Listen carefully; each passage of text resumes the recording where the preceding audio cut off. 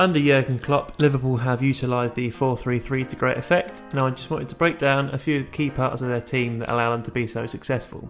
If we look at the fullbacks, we've got Trent Alexander-Arnold and Andy Robertson. They've generally tended to take up wide positions and the wide spaces and provide lots of crosses into the front three. But this season, Trent has dovetailed with Jordan Henderson and Harvey Elliott when he's been fit, allowing him to take up positions in the right half space, just as Kevin De Bruyne would do for Manchester City, and this allows for penetrative passes from himself, Andy Robertson, and then usually Jordan Henderson in the wide right space as his crossing is so good. And one of Liverpool's greatest strengths is their fluid front three, with Firmino, Salah and Mane able to take up positions pretty much across the whole front third of the pitch. Their movement generally causes havoc for most defences across Europe.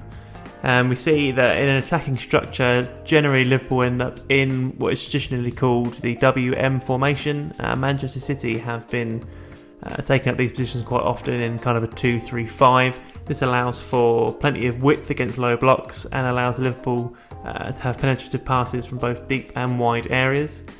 Probably one of the strongest parts of the Liverpool team as well are in Fabinho and Alisson, which allow them to be so attacking. Fabinho being an elite central defensive midfielder, he's able to cover pretty much most of the midfield third when Trent, Robertson, Keita, Henderson etc. all move forward, leaving just Matip and Van Dijk at the back. Similarly, Alisson is able to cover any long balls over the top that Van Dijk and Matip may not sweep up, which means that Liverpool can tend to pick quite a high position on the pitch.